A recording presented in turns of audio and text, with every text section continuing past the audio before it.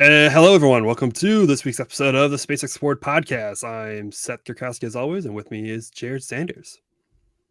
What's going on, guys? Another week in space. Another week in space. Man, this week has been interesting. It's a couple kind of like left hooks on news that we saw that didn't see coming. And some things that I think we all saw coming. So it's kind of been a weird week. Yeah, not to mention there was some stuff backed up from post-hurricane, so I think a lot sort of got crammed into a short, compressed timeline. Speaking of the hurricane, we need some sort of like audio for our Artemis 1 update, because at this point everyone's used to our Artemis 1 update. And here, breaking news. We're sorry to break into your scheduled programming for Artemis 1 update of it's now November. Which it is. Not surprised by that one at all. It was kind of be a hard stretch to get out the October window anyways. So now they announced that everything's fine. The rocket survived the hurricane. There's no damage. There was a slight fire apparently when it moved in, but don't worry, not with Artemis. Or apparently it was just a panel not acting up or something like that. No, everything's fine. So they checked it out. They're going to replace the batteries on the flight termination system, like they said before, and it was going to be. They said it was going to be a tight squeeze to hit that October window. So mid-November is the new launch date. That starts on November 12th, and then the new target. Let's call it a launch target. Let's not call it a launch date. Launch. The launch window of opportunity. That's the proper term. A possibility. Maybe. I mean, how many more ways I can say it may or may not happen? I know it went from. I'm kind of upset. It was going to be a pumpkin rocket, and now it's going to be a turkey rocket. They need to paint it. If we get closer to Christmas, will they repaint it? Back to they got to paint it. They got to paint it brown, red and white. Yeah, red, white, and blue. Yeah, let's do it. Or just red and white, red and green. Green rocket, good. Candy cane, dude. A candy cane. Yeah, candy cane. It's a candy cane rocket. The window opens on November 12th, goes through November 27th. Now, here's the kicker that everyone is not necessarily cool with. I think it was similar for October as well. The times for the launch are actually, so the first part of that window, the times are like early morning. We're talking like midnight to like 1 a.m. So pitch black. Dark with no one wants. Sad time for a lot of viewers, right? Yeah, no one wants to see. I mean, okay, if you're on stream, I don't think it's really going to matter that much, right? If you're there, I think it will matter. But then, I guess it depends on how close you are, because like if you're in that Titusville area and you're sort of across from the river, at night it's going to look pretty cool. I mean, it's still gonna look really, really cool. I don't know if you'll get it won't be like a Falcon 9 because it's going to be just exhaust, because the RS-25. Right. But it's going to be really bright comparative to. I'll have to look. I would have to. I think it will be. Yeah, it should be. I need to watch a shuttle launch at night and see how those look. No, it's still. It'll look the same. You should be able to see it pretty well. I feel like for photos and video, especially for non-NASA photos video, because the thing that they talked about, that NASA wants it during the day, like they would prefer during the day, but they're not going to give up launch opportunities to have it during the day, because they can use infrared cameras and whatnot to get the views they need, just to see some. But they would rather, I think they have better tracking and whatnot, for this kind of stuff for during the day. Yeah, but makes sense. And for all the people who don't have the fancy infrared videos like ourselves, or if you want just like iPhone video, right? Daytime is going to be just it would be great to like see it, during the day. Photos will look way better during the day, at least in the sky. So they don't go to like midday until like later in the window. So I guess we have to think of how much we think it's gonna not delay on the or delay in the first. It's gonna. I'm gonna go ahead and I'll put money on Vegas right now. It's gonna delay. Oh, I'll be there next week, so I'll do that for you. I'm sure you could bet on that over in Vegas. So, But yeah, so that's kind of the whole deal with Artemis 1. It's now we gotta wait. Now we have to come up with more news every week because to fill this spot. I hate it. It's just so much easier. But I know we lose all the jokes, we lose all the extra news and whatever else we were filling Artemis time with. Update from last week. Last week we talked about DART smacking in, but we recorded that like the day that it was happening, like a few hours beforehand. Yeah. So now it's happened. Actually it has happened this time, and it was actually, I don't know what I was expecting. What were you expecting when you saw DART? Like I don't know what I was expecting either when I saw the stream. So great question. Number one, I just want to key back to something that you'd mentioned last week when we talked about it. Media was all over this because they were streaming it live as it was happening on like CNN and all the other large media outlets, which was kind of cool to see. So definitely a win for us space nerds out there, right? Because we broke through the mainstream a little bit more there. But yeah, so expectations. So I think in my mind, I was totally expecting like Armageddon, Hollywood, like, you're going to see it hit and then you're going to cut to the other camera and then explosion and then, whatever else. Right. But really, well, we kind of got that. We kind of got that. There was a second camera for that. But in real time, all you were seeing was what we're actually watching right now with this. For listeners, there is tons of footage out there of this, and we're watching a GIF right now of it happening in real time, where it just kind of gets closer, and then it just goes black. It's black. It's like I don't know. I saw like I kind of like didn't really watch the full thing. Like it's during the night, and that's usually when like I'm having dinner and whatnot. So like, we were doing things, and all of a sudden I looked, I'm like, oh, like it's happening in like 15 minutes. All right, I'm on TV. I'm gonna just flip over to the NASA channel and see what's the coverage like, because I wasn't expecting much of a coverage, I guess. Like when NASA does their own, I mean, when it's a NASA mission, they kind of pull it out, but it was Applied Physics Lab, which like, I don't know, like I feel like I just maybe it was just like I wasn't given the benefit of the doubt of like being able to do a high production like live stream of it. But I showed up like, oh, okay, cool. Like they have interviews and like, all right, this is kind of like a kind of a countdown going till impact. I'm like, all right, cool. There's no Bruce Willis, but it's it's pretty good. And all of a sudden, like the video, I was expecting video wise, I was expecting just low quality photos. Like it's gonna be all pixelated. It's not gonna be anything crazy. And also you just kind of see like the two dots, and you start seeing it bigger. And I'm like, man, this is kind of cool. Like, oh my gosh, this is like super high resolution. I wasn't expecting that. And all of a sudden, like you're just watching it, and all of a sudden, red screen, and I got like a partial image. I'm like, oh, that's cool. Like that's awesome. Like I want to rewatch that. So I was happy I tuned in live. Like I wasn't really expecting. Like I don't know. It felt like it was a really cool mission, really awesome mission. But like I just for some reason like wasn't excited to turn into the live stream because I don't know why. But I was. I'm glad I did. One of the cooler parts was definitely watching the control room, because as it was going, they simultaneously had, obviously some cameras in the control room. So seeing everybody get super excited, which was cool, because, deep down inside, we're all like, blow it up. Right? You also all want to be in that same room. Yeah. But I think my favorite thing, kind of going back to what you were saying about how much higher of a resolution you got than what we were totally expecting, is that right there, that last image before it actually impacts. You could see the pebbles. And I didn't really think about this, like that they didn't really know what the asteroid was made out of. So now they actually get to see.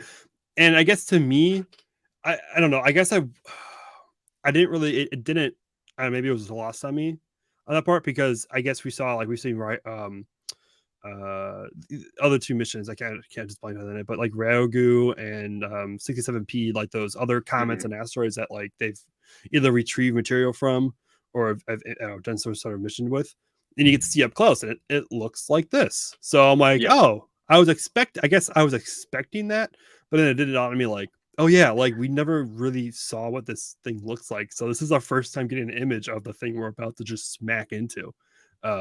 Which is kind of interesting. And you mentioned about the second camera. Yep. I was going to just note on this, we don't really know the scale. I mean, at least from this. Oh yeah. It looks like asphalt. Like you'd walk out on the street and just look down, and that's what it is. But it could be bigger, and it obviously could be smaller, but we have no idea what the scale reference is. No idea. Right here, right? Yeah. It's interesting. Yeah. It's a good point. Like kind of it's not really sure what the scale is of this. I mean, also we don't know how close they were. Like imagine this was taken from like I don't know how fast it was moving, but it was moving a couple things a second, and I think it was taking like it was like 30 seconds delay. Mm-hmm. So I'm trying to think like, and I don't remember how fast. I think it was taking a photo maybe 10 seconds or something. This could have been like from a mile up. Right, like exactly. This could have been from like pretty far away, and we don't know what the zoom is. Yeah, that could be like you're looking at like a football field or something there. Yeah, pretty much. No, not that big, but yeah, I actually think they said that this one was the size of like a football stadium. So yeah. So interesting to see. Like, I mean, yeah, that's weird. But yeah, like every telescope was trained on this thing, and there was a ride along called from the Italian Space Agency to take photos on the side. So you got your side image. So Hubble and Webb got images of it, which are cool. You can kind of see I like it. You can see Webb has the spider web, the 6 refractions instead of the flake. It even has that on like the impact. Webb's looks kind of demonic. The red like it totally looks like something out of Stranger Things. Yeah, it does. That looks kind of like slightly terrifying. But yeah, the Italian Space Agency had a CubeSat, and you got to see. I mean, that's cool. It kind of looks like we just destroyed an asteroid. Why? Because we can. That so many memes are going around afterwards about it, just like, oh look, who is this thing buzzing by? Oh, it's a friend. Smacks into the asteroid. Yeah, the asteroid just like did nothing to us, and we're just pelting it with this like massive with the spacecraft, not massive, but like the spacecraft. That's cool. Like, that image is cool. Right that there. Was my favorite. Like it almost looks underwater. It looks like we just absolutely destroyed this asteroid for no reason. Yeah. Well, for a reason, but for no reason for that asteroid. It's for the future of our species. Thank you, Dimorphos, for your sacrifice. But that was last week. Yeah. That was a DART impact. So we got some super really cool. Yeah. Super definitely cool if you get a chance to go out there, watch the video and some of the coverage and check out these images for yourself. Tomorrow, or technically, I guess today, we're recording this on the day before. So we're recording this on a Tuesday night. I think I want to publish this on like Wednesday morning. So technically today, but when we're recording tomorrow, Crew 5 is launching. Yep. So that happened. That's the first time we're going to be having a Russian on the Crew Dragon launching. It's the first time a Russian's launched on a U.S. rocket since 2000 since the space shuttle retired. I don't remember which one was actually the last crew rotation, but yeah, it was towards the end. And that's launching tomorrow, so all day coverage is going to be happening on NASA. Like they don't. I don't know what. Do you know what time is launch? Right now it is scheduled for 12 p.m. on the dot. I'll actually be on site for this one to check it out. So nice. Hopefully there's no delays. Weather's pretty good right now. I mean, it's actually been even cool. I don't want to jinx it, but it's been feeling pretty nice out here today. It's been 50s, 60s up here in Wisconsin. So I'm excited. Yeah, just the leaves are turning. So I gotta get my drones out and get some drone footage. But nice. Yeah. Oh man, I think they start streaming like, is it like 8 or 9 hours beforehand? Yeah, it'll be streaming, and I'm sure SpaceX will have their own stream. I didn't even pretty early as well. Yeah, that's when NASA and SpaceX will start at the same time. Oh man, I didn't even. I'm like, oh, tonight I'll think about coverage for tomorrow. Yeah, it's gonna be an early morning for me. Yeah, can't wait. So, yeah, that launches tomorrow. We'll all be there for coverage. That's going to be 2 NASA astronauts. Interesting. And the commander of the flight, and I just blanked on her name, so let me quickly look up the commander. She, if I remember correctly, she was supposed to command a Boeing flight. Did you not know this? Do you want me to educate you? Yes, I did not know this. Okay. It is sorry, she's the pilot, I believe. Yes. So she was expected to be on the first crewed flight for Starliner, but delays have pushed that back to maybe beginning of next year. Hopefully. Sounds like Artemis. Yeah. So yeah, it was at least that was like I guess everyone's been asking if Artemis will launch before Starship, but no one's asking if Artemis will launch before no kidding, right? Boeing's kind of like Boeing's gonna launch both, but Yeah, well, I guess technically Boeing's launching, but Starliner, I guess. Yeah, so she was supposed to be on Starliner as the pilot, and so now she's now the pilot of Crew 5. She's going to be the first Native American woman to go to space. Awesome. Which is really awesome to see that happening. And so yeah, who else is? Let me go back to the crew. We have Jessica Sandra from NASA. He is the commander. And we're gonna butcher. Let's ready for butchering some names. Koichi Wakata from Japan. He's going to be the first flight mission specialist from JAXA, and then Anna Kikina. I think you pronounced that name. She is the second mission specialist from Roscosmos. So awesome. That is happening tomorrow. Super. I mean, always excited to see that. They're going to bring the. I think there's 7 on the space station right now, so that'll bring them up to 11 for a short period of time before Crew 4 comes back down. So yeah, that happens tomorrow. It's a part. Oh, it is. It was nothing. It was as crazy as when Axiom 1 was up there alongside all of them. That was a crowded space station. So yeah. But yeah, so we were talking about Roscosmos on there. So Roscosmos actually has a new chief. Dmitry Rogozin was the longtime chief of Roscosmos, the Russian space agency. He was relieved and replaced with, let me see if I'm going to get this one right, Yuri Borisov. Throwing that one up there to the gods of who knows what. For pronouncing names. He actually Rogozin was notorious for being very like anti-West, anti-American especially, which was weird for an agency that's so closely tied to NASA. Yeah, I think, and it really started to show its ugly horns right during when the war broke out when Russia like did a full scale invasion of Ukraine. That's when it really got ugly. I mean, he was when he was before he joined Roscosmos, he was the director of defense or defense minister, I think, when they annexed Crimea, and so he got sanctioned. So he's actually not allowed to come to the United States, which is a really weird. Apparently, collaboration between NASA and Roscosmos was really hard with him because he couldn't come to the United States. They had to go to Russia. But yes, the new.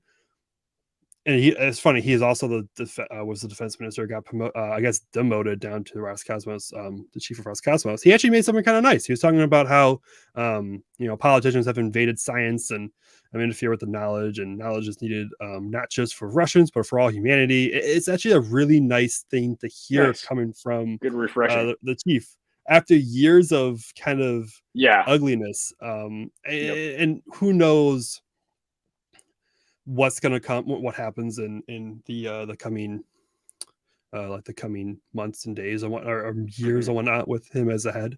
But at least for now, we get this kind of nice back on track a little bit, right? Yeah, back on at least for now. With the what happens.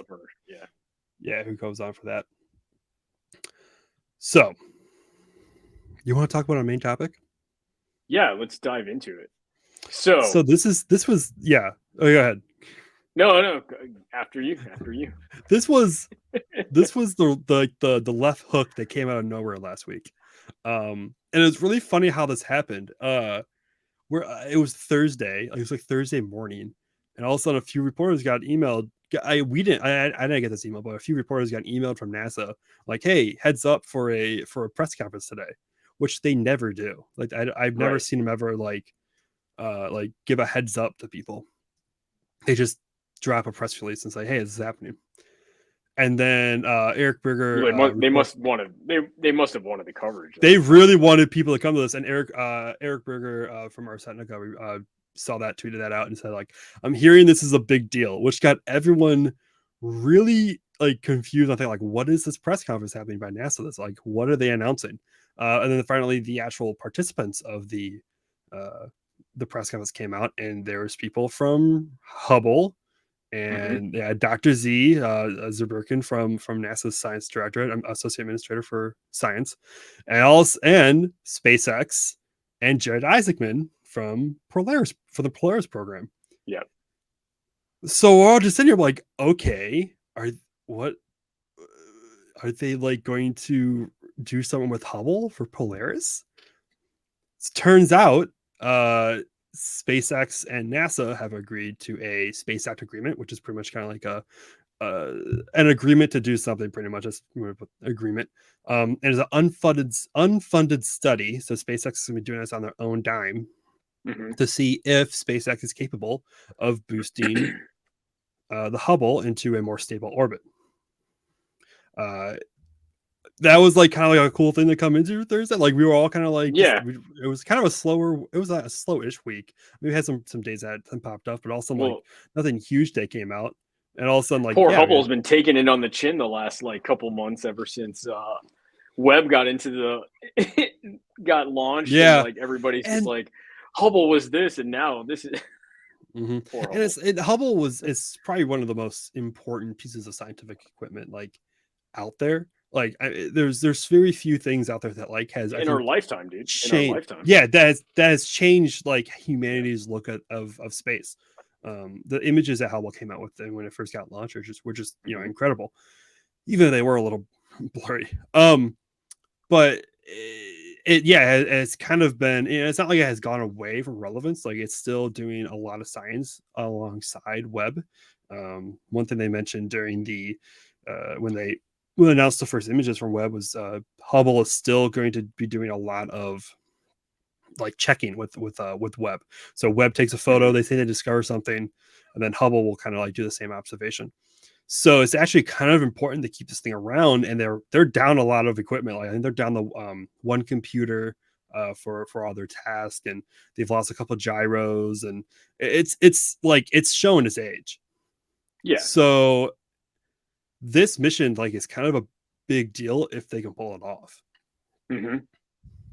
So so Jarek Isaacman was talking about, of course, the Polaris program being funded by Jarek Isaacman, who flew on Inspiration 4. He's like the founder of a payment system, so he's a billionaire out there doing that kind of stuff. And he made an interesting quote. He said he wanted to leave Hubble better than when they got there, which I think NASA were trying to play down what they were trying to do and said, this is not a servicing mission. Like, we don't want to call this a servicing mission because that can mean a lot of things. Like, it's just a study. We're just looking into this. And Isaacman's just there just going, man, we want to do this thing better. Like, does that mean he wants to do a spacewalk? It sounds like it. I mean, it sounds like they want to do some obviously big time repairs and possibly some upgrades, right? To get it closer to, I don't want to say to Webb, but like at least to back to what its glory. Yeah, kind of back to what it could do. Yeah, everything on there is like the same thing. 30 plus years old, right? Or 40 plus years old. Give it kind of like a fresh life or fresh look on life. And right now, like I think the big thing for it is it needs to be boosted up into a higher orbit. Otherwise, there's a chance it won't survive to the 2030s. There's a chance, but it's not a big chance. It's not like, I think it's like something like a 50% chance they'll deorbit within the next 10 years. Oh, wow. So so they want to boost it up into orbit. So Polaris, that's like you get out there, right? You launch a Cybertruck, and then you just put it on the tow hitch, and you just like tow it up. Is that what they're doing? It's just gonna be a Cybertruck up there towing it and giving it a tow? Dude, the one and only one that's available, right? It's gonna go to space. It's the only one with the cracked window and everything. Yeah. So the opportunities for this, of course, there's it was a docking port on the back of the Hubble. So when Shuttle did their missions, they had the cannon arm they could attach onto the Hubble, and they could bring that in. Then another arm that astronauts would attach to and move around, because Hubble it's weird. Hubble was designed to be serviced, but also not designed to be serviced at the same time. Like it has like easy ways of opening it up and like changing out equipment, but there's not like handrails and like ways of like moving around it. So how SpaceX could actually do like a spacewalk to kind of like maybe upgrade things is very much yet to be known. Like it would be very hard for them to do that possibly. But they do have on the last mission, they did install a port on the back, and that port is very similar to the international docking adapter, which is what Dragon and Starliner uses for the International Space Station. So there is a way that they could attach to that, not on the front of Dragon. It would have to be possibly on the rear, or they'd have to make a lot of changes. Do we think this is a possibility for like a Starship type thing where they need a bigger craft? I mean, maybe. I don't know. I mean, I don't want to totally say. see Elon saying, "All right, here we go. Here's Starship, bigger craft, and now we have like opposable arms and like similar to like what they had in Shuttle." Totally possible. I think the biggest hardest thing would be is it all depends on the study and like what they find possible. Because another option for them is also just totally, just I don't know. I'm sure NASA, SpaceX won't see this as a viable option because it won't be them. But Northrop Grumman has the mission extension vehicle.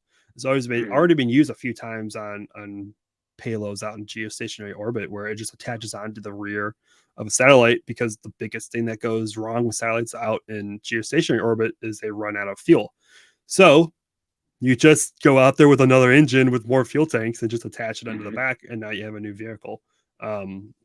That's something that they've it's totally possible of doing with this as well, just having something robotically attached to the end. So maybe there won't even be a crew. So this is totally, it's a study. Like that's like the biggest thing to take away from this is it's just a study. Yeah. So still pretty cool, man.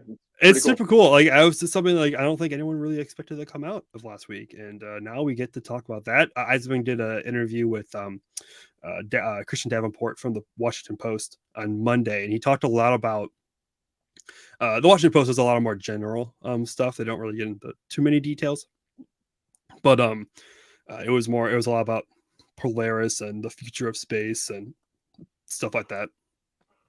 So he talked a little bit about Hubble, but he tried getting some details out of like crew, like who would you want crew wise, because NASA probably wouldn't want not a noob, but a very experienced. They want someone who's very experienced, probably do the spacewalk. Yeah, they want some vets on there. And there is an astronaut, I don't remember his name off the top of my head, but he was on the last servicing mission, STS-125, I remember correctly. He's still an active astronaut. So there's a possibility they could pull up maybe like an older astronaut who's probably now in management rather than space launches, to kind of pull him out, be like, yo, you're going back up there. Your services, you thought you were done. You're servicing Hubble one more time. Get back out there. It'd be like space. Oh, it'd be like Space Cowboys. I don't know how old he is. He could actually be quite young. He could still be totally fit. But I'm just imagining someone from STS-125 like to be like management and hasn't really worried about going to space, and now he's sitting down in an office, goes, hey, you gotta go to space.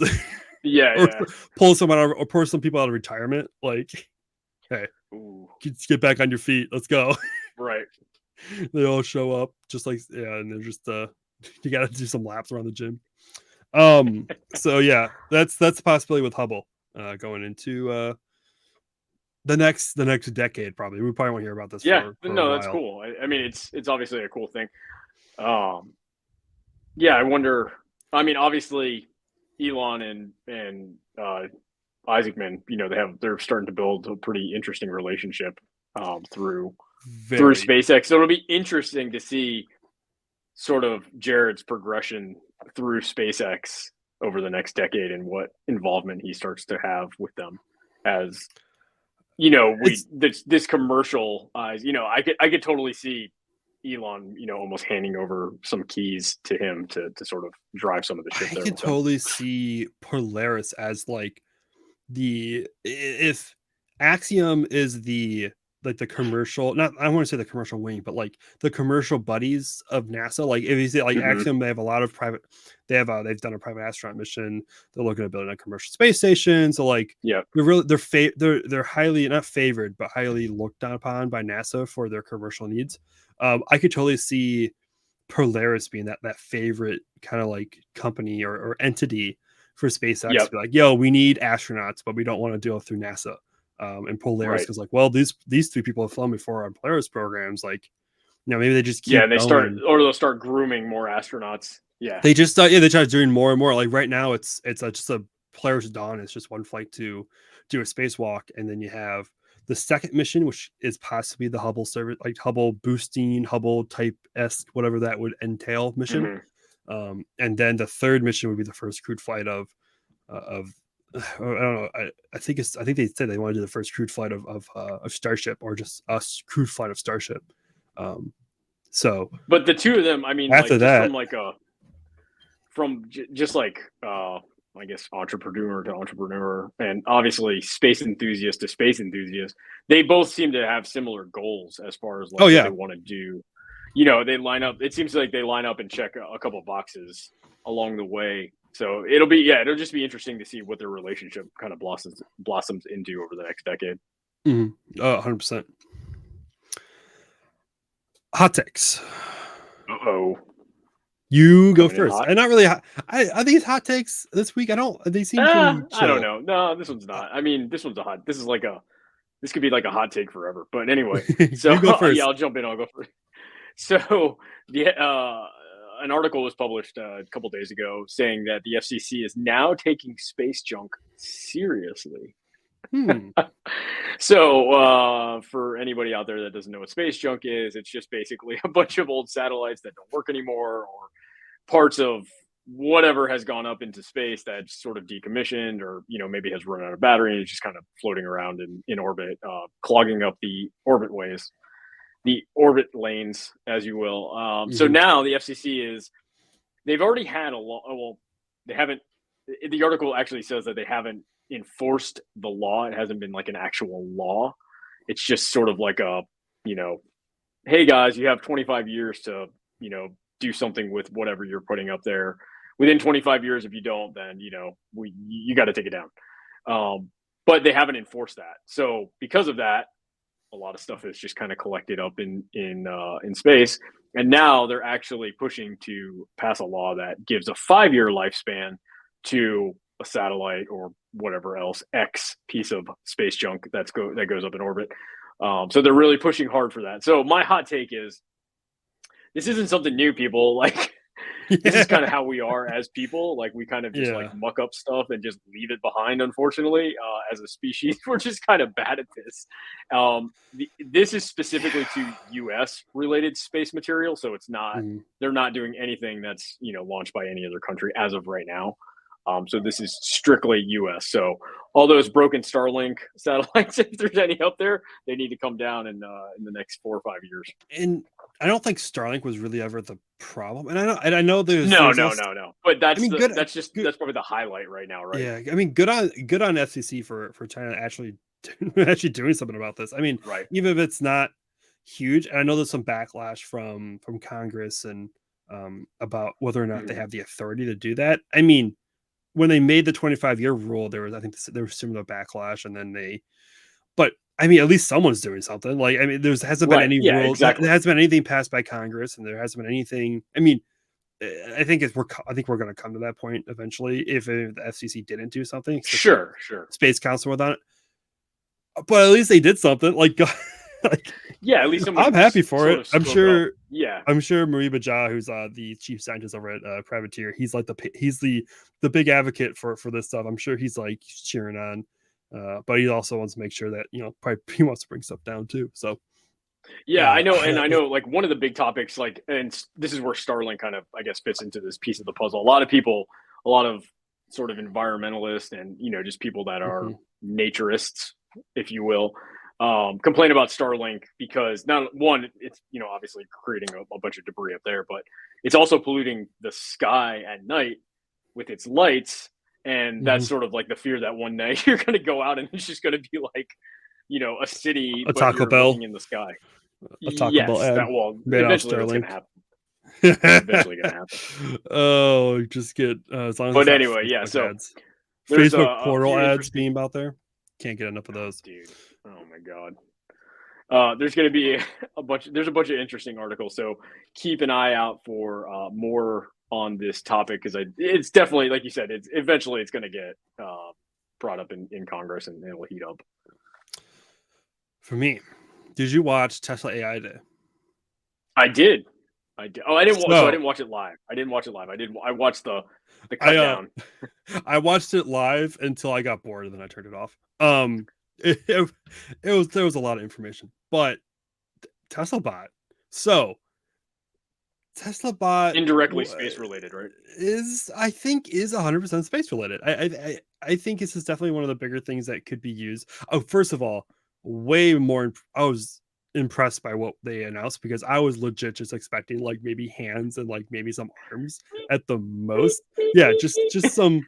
Hi, I'm TeslaBot. Just doing just I'm putting in light bulbs right now. That's all I can do. I actually thought it was going to do the heart at one point because that was like I was really hoping it would. The marketing image that they never did it, but that's the marketing image that they have.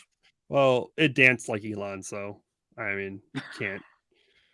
That's typical of Tesla, but of Elon. But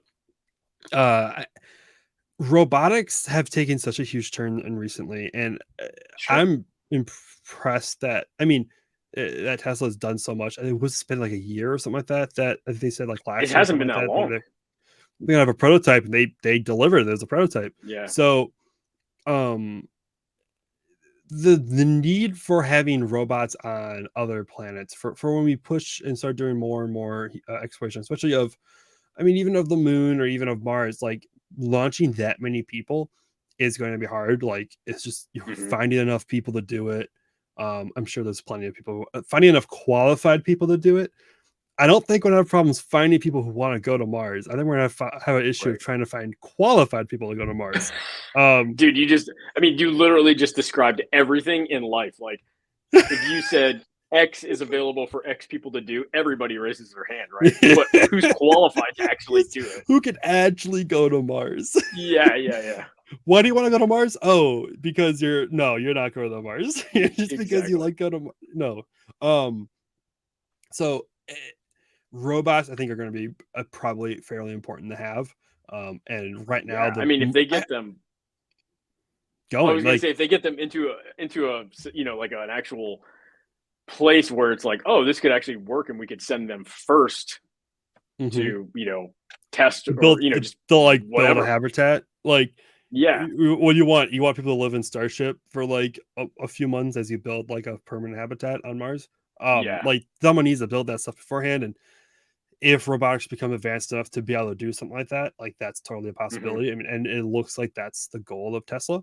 There's also Boston Dynamics that has stuff, but that's, I don't know, it's like Atlas or something like that it's called, but dude, I don't know if that's so far behind. I feel okay. They're so far. They were so far ahead until I think Friday. Although we don't know how well TeslaBot can actually do things in real world, even though I think they showed some stuff. Right. Like, sure. I feel like there's. I feel like they're both. I was gonna say two different like theories of approach, right? Also, like. Yeah, exactly. Like, so I guess my thing is TeslaBot, cool. It's a Tesla thing, but I think there's a lot of space relevance in that for 100%. Totally. No. Yeah. Just think about. Go. Go ahead. I'll be interested to see how if this thing ever goes to like space, and they launch it, because Russia has sent some sort of has sent a robotic type astronaut to space. Didn't really do much. NASA and GM partnered up for AstroBot, I think it's called, and that was. It was a thing. It existed. They did some experiments, but it didn't really do that well. So I'm interested to see if this thing, like, if it crosses over the SpaceX and says it goes to space. Yeah, it's definitely going to cross over, right? It's everything. But I just think everything is at Elon Musk Incorporated. Well, yeah, for sure. But but just like having the robot do some of the, and not to take, we don't want to take jobs away from people, but like some of the manual labor tasks that are just like impossible for humans to do on their own, I think is definitely going to be a key play in the beginning. But let's talk about who took the L on this. What happened to Honda's Osmo? That thing was like, gosh, dude, forgot about that. I remember like 12 or 15 years ago or whatever it was, looking at that thing thinking, oh my God, this thing is the future. And then it just disappeared. And what's the name of there's a robot. Is it no, it's not Sophia. Is it Sophia? The humanoid, like. Is that the one in Silicon Valley in the show? I thought that was, is that maybe, I think it's maybe it's in the show. But like, did it also, it got citizenship, I think, in like the United Arab Emirates or something like that. Geez. Like, I think it physically actually got a citizenship. It's weird. Like, it actually can hold conversations. Now, put that on like the head of a TeslaBot, and that would be creepy. That'd be terrifying. Yeah. Teach it, figure out how to run on that thing. Probably. Oh, okay. We're getting too far. That's. Although I will say they did a pretty good job. This is again, sort of life imitating art. I felt some iRobot vibes. So much. Like the Gen 1 version of the iRobot that they get the ones that get stuffed in the containers. Yeah, I was feeling that when I was watching it. I was like, this is feeling a little like iRobot-ish. I wonder if this thing has the 3 laws. Oh yeah. Or Will Smith will come in and have to save us. So and smack it. Oh man. All right. That's it for this week's episode of the Space Explored podcast. Of course, you can listen to us all on on all major podcast networks. You can Apple, Google, and Spotify, and Overcast, and whatnot. You can listen to us on our YouTube channel. You can watch the live stream on our YouTube channel at Space Explored YouTube channel, or at spaceexplored.com. You can follow me at Twitter. I'll be tweeting out all the stuff for Crew 5 later today, I guess, or tomorrow, whenever you see this, and that will be at Seth Kirk, SETHKURK, and you can follow Jared, who'll be on site tomorrow at Hyperlight, HYPRLYTE, and I'll be sharing photos on Instagram and Twitter as well of the launch. Should be a good one. Awesome. We'll see you guys all next week. Cool.